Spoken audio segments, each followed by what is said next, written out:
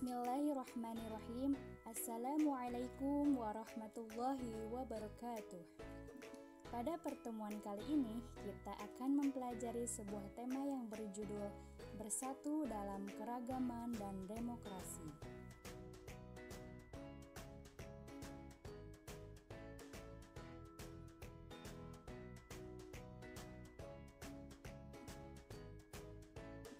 Materi yang akan dibahas mengenai demokrasi dalam Islam, dan yang kedua, Quran Surat Ali Imran ayat 159 dan artinya. Yang ketiga, tajwid Surat Ali Imran ayat 159. Yang keempat, asbabun nuzul Quran Surat Ali Imran ayat 159. Yang kelima, tafsir Surat Ali Imran ayat 159.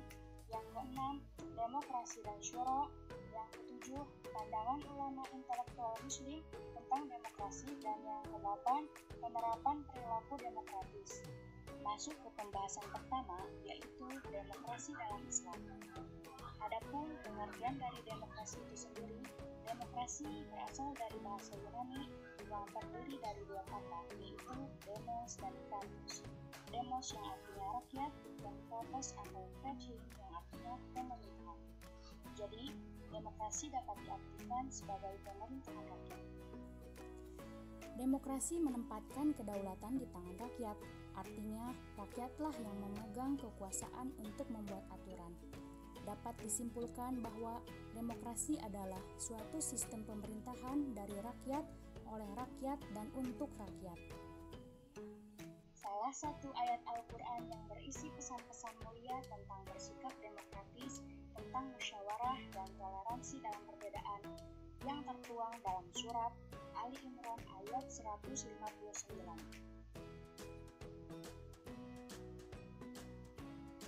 Yang berbunyi, A'udzu billahi minasyaitonir rajim. Bismillahirrahmanirrahim. Fabima rahmatin minallahi linta lahum walau kunta fazzan ghalizal qalbi lanfaddu min hawlik fa'fu anhum wastaghfir lahum washawirhum fil amr fa idza azamta fatawakkal 'ala Allah innallaha yuhibbul mutawakkilin. Yang artinya, maka berkat rahmat Allah, engkau Muhammad berlaku lemah lembut terhadap mereka. Sekiranya kamu bersikap keras dan berhati kasar, tentulah mereka menjauhkan diri dari sekitarmu. Karena itu, maafkanlah mereka dan mohonkanlah ampun untuk mereka, dan bermusyawarahlah dengan mereka dalam urusan itu. Kemudian, apabila engkau telah membulatkan tekad, maka bertawakallah kepada Allah. Sungguh Allah Subhanahu wa Ta'ala mencintai orang yang bertawakal.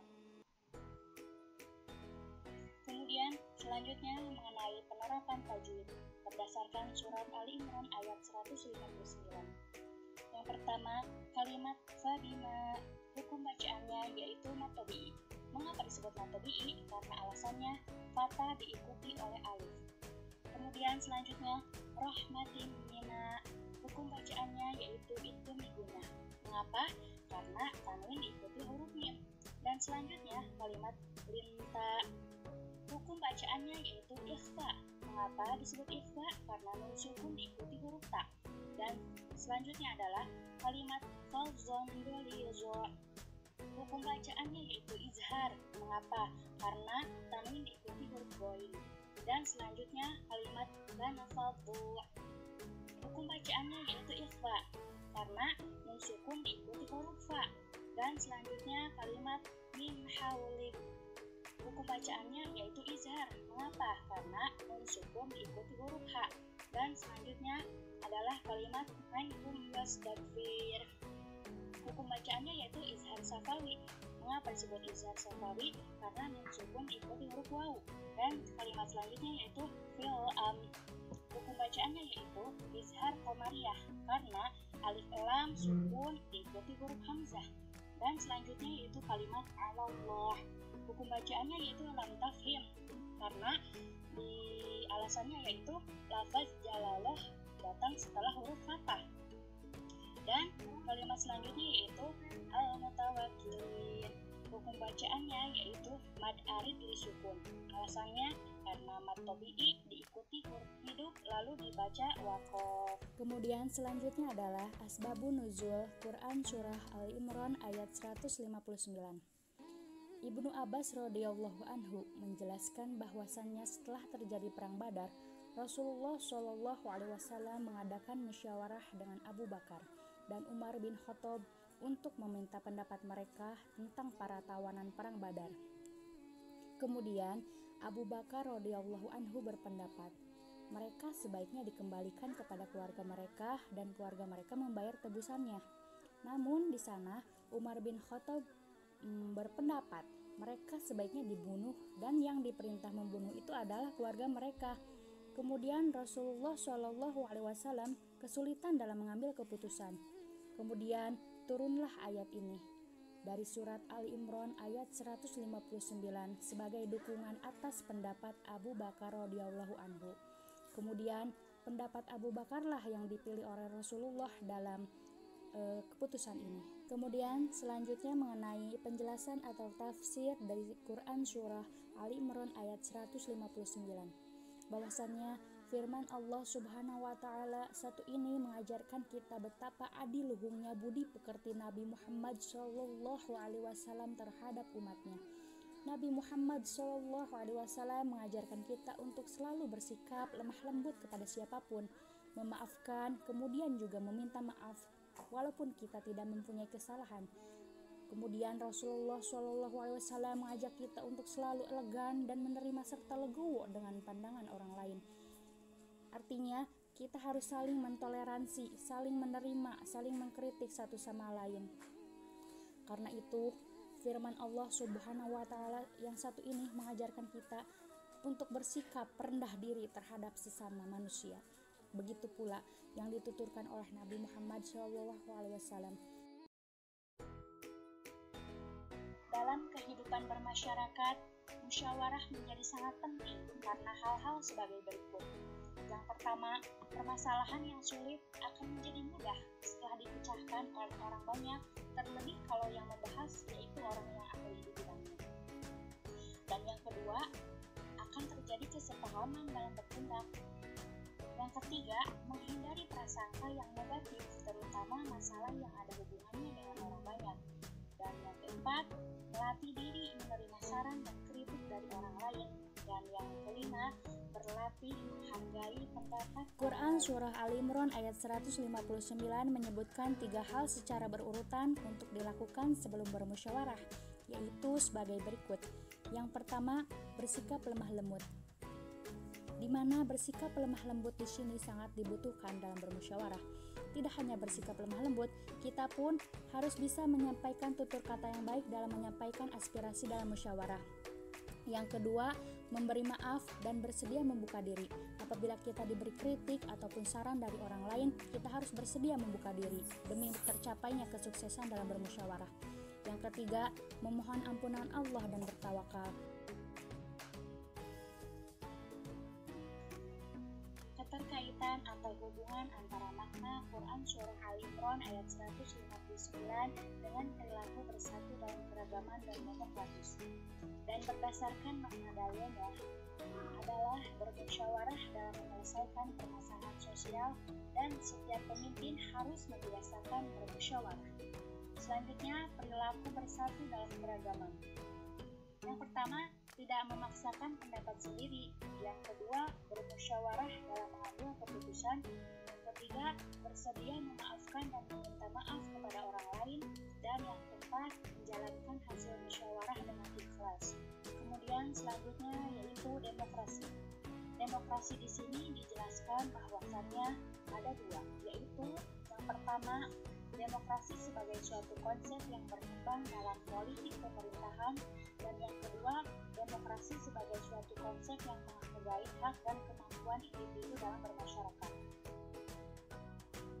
Kemudian Yang dimaksud dengan demokrasi sebagai suatu konsep yang berkembang dalam politik pemerintahan, yaitu di mana dalam sebuah demokrasi kita harus mengembangkan suatu konsep yang dimiliki untuk kita untuk kemajuan dalam politik pemerintahan. Dan yang selanjutnya, demokrasi sebagai suatu konsep yang menghargai hak dan kemampuan individu dalam bermasyarakat dimaksudkan adalah untuk menghargai hak dan kemampuan individu dalam bermasyarakat untuk menyampaikan suatu konsep yang dimiliki dan mengembangkannya untuk menjadi lebih luas lagi.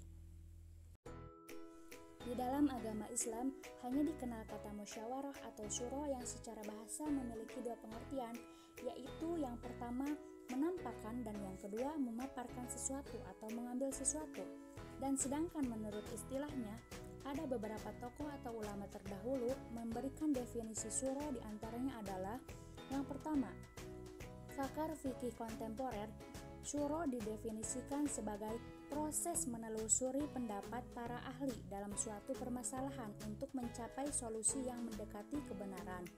Dan yang kedua, Ar-Raghib Al-Asfani yang mendefinisikan syuro sebagai proses mengemukakan pendapat dengan saling mengoreksi antara peserta syuro. Dan yang terakhir, Ibnu Al-Arabi Al-Maliki, dia mendefinisikan syuro sebagai berkumpul untuk meminta pendapat dalam suatu permasalahan yang peserta syuronya saling mengeluarkan pendapat. Persamaan antara demokrasi dan syuro. Yang pertama, syuro hanya merupakan mekanisme kebebasan dalam mengekspresi dan penyaluran. Yang kedua, demokrasi menjangkau ruang lingkup yang lebih luas. Yang ketiga, nilai luhur yang diusung konsep demokrasi adalah hal yang sejalan dengan visi Islam. Yang keempat, demokrasi bermain pada wilayah politik dan syuro bagian dari proses berdemokrasi. Setelah mengkaji konsep dan syuro dalam ajaran Islam, selanjutnya kita akan mengkaji bagaimana pendapat para ulama intelektual muslim tentang demokrasi. Secara garis besar, pandangan para ulama atau cendekiawan muslim tentang demokrasi terbagi menjadi dua. Yang pertama, ulama yang menerima demokrasi bagian dari Islam tetapi dengan syarat tertentu. Dan yang kedua adalah ulama yang menolak demokrasi bukan bagian dari Islam. Ulama yang menerima demokrasi dengan syarat tertentu, diantaranya adalah Muhammad Imaroh, Yusuf Al-Qardawi, dan Salim Ali Al-Bahsnawi. Adapun syaratnya adalah yang pertama, kekuasaan tersebut merupakan wewenang Allah dalam pemegang kekuasaan hukum tertinggi, di mana wewenang manusia hanyalah menjabarkan dan merumuskan hukum sesuai dengan prinsip yang digariskan Tuhan serta berijtihad untuk sesuatu yang tidak diatur oleh ketentuan Allah Subhanahu wa taala. Jadi Allah Subhanahu wa taala berposisi sebagai legislator sementara manusia berposisi sebagai yang memahami dan menjabarkan hukumnya.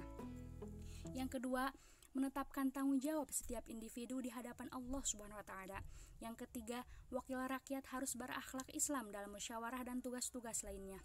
Yang keempat, mayoritas bukanlah sebuah ukuran mutlak dalam kasus yang hukumnya tidak ditemukan dalam Al-Quran dan Sunnah. Yang kelima, komitmen terhadap Islam terkait dengan persyaratan jabatan sehingga hanya yang bermoral yang duduk di parlemen. Adapun ulama yang menolak sepenuhnya sistem pendemokrasi yaitu diantaranya adalah Abul A'la Al-Maududi dan Muhammad Iqbal. Adapun alasan penolakannya apabila diambil secara umum adalah sebagai berikut. Yang pertama, dari segi akidah Islam sangat menjunjung tinggi kalimat tauhid La ilaha illallah Muhammadur Rasulullah. Sementara demokrasi mengadopsi sekularisme sebagai akidahnya. Dan yang kedua, dari sumber aturannya, Islam menjadikan Al-Quran dan As-Sunnah sebagai aturan hukum serta aturan hidup manusia, sedangkan demokrasi menjadikan akal manusia sebagai perbuatan hukum maupun aturan yang mengatur kehidupan manusia. Yang ketiga, dalam ikatan perbuatan, Islam disadarkan pada hukum syara, sementara demokrasi menghendaki adanya 4 kebebasan, yaitu beragama, berpendapat, berekspresi, dan hak milik. Dan yang keempat, dalam standar perilaku, ketegasan Islam dalam menentukan halal dan haram bersumber langsung dari wahyu Allah, sementara demokrasi harus melalui musyawarah untuk mendapatkan kemaslahatan dalam menentukan halal dan haram. Bagaimana sikap atau perilaku demokrasi yang harus dibiasakan sebagai penerapan dalam kehidupan sehari-hari berdasarkan Quran Surah Ali Imran ayat 159. Sebagai seorang muslim yang tinggal di negara yang menggunakan sistem demokrasi, hendaknya kita mengikuti dan menjalankan demokrasi tersebut dengan norma-norma atau kaidah syura sesuai dengan tuntunan Al-Quran dan hadis serta ijtihad para ulamanya.